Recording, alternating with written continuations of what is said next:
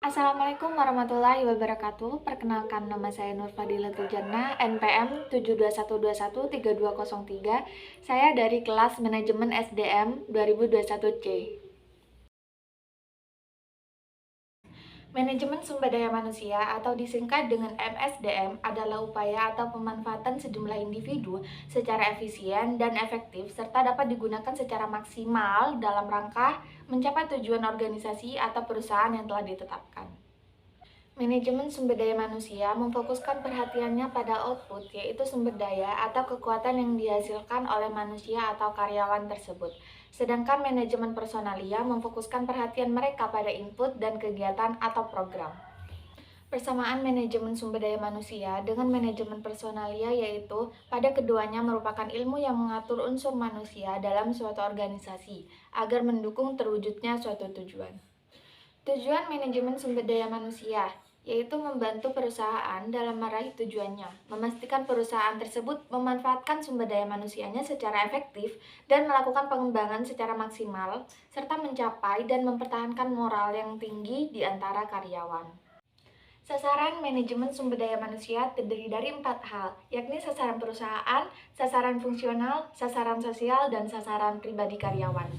Yang pertama yaitu sasaran perusahaan. Sasaran ini untuk mengenali manajemen sumber daya manusia dalam rangka memberikan kontribusi atas efektivitas perusahaan.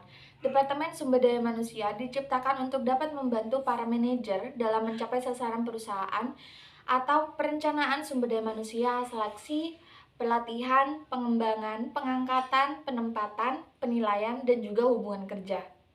Yang kedua yaitu sasaran fungsional. Sasaran ini untuk mempertahankan kontribusi Departemen Sumber Daya Manusia pada level yang cocok bagi berbagai kebutuhan perusahaan.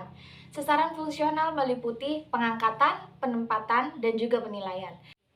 Yang ketiga yaitu sasaran sosial. Sasaran ini untuk selalu tanggap secara etis maupun sosial terhadap berbagai kebutuhan dan tuntutan masyarakat dengan terus meminimalkan dampak negatif atas tuntutan tersebut terhadap perusahaan.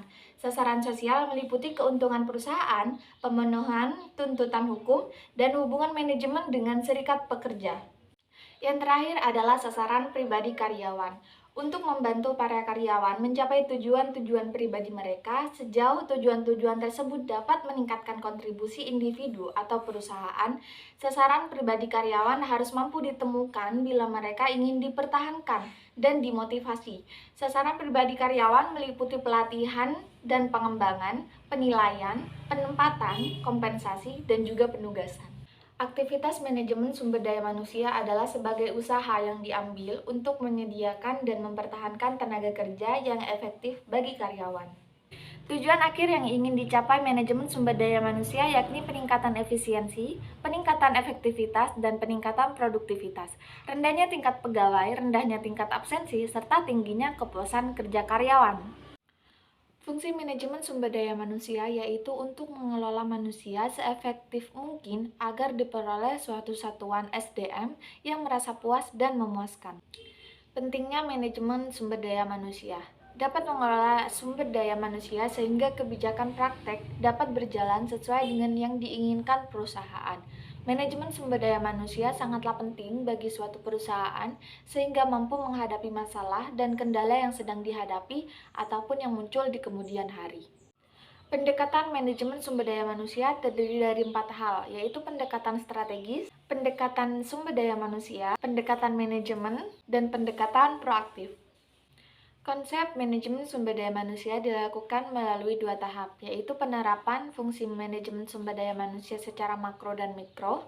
Yang kedua yaitu prinsip-prinsip MSDM. Perkembangan manajemen sumber daya manusia.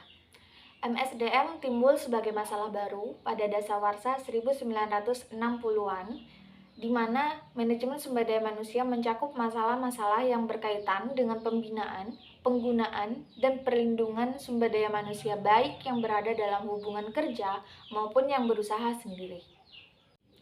Masalah sumber daya manusia terdiri dari masalah eksternal, masalah-masalah ekonomi global, masalah pemerintahan, masalah organisasi, masalah profesional, dan masalah sumber daya manusia internasional. Tantangan manajemen sumber daya manusia. Tantangan eksternal. A. Sektor teknologi mencakup kecanggihan teknologi informasi, penggunaan teknologi dalam industri yang berisiko tinggi. B. Sektor ekonomi mencakup perubahan pola hidup dan pola konsumsi masyarakat yang terefleksi pada perubahan pembangunan sektor ekonomi suatu negara. C. Sektor sosio-kultural terjadi pergeseran pola pikir dari industri beralih kepada jasa-jasa. Yang terakhir yaitu sektor politik. Tantangan politik terkait dengan stabilitas pemerintahan suatu negara yang pada dasarnya kebijakan pemerintahan akan mempengaruhi pertumbuhan ekonomi suatu negara.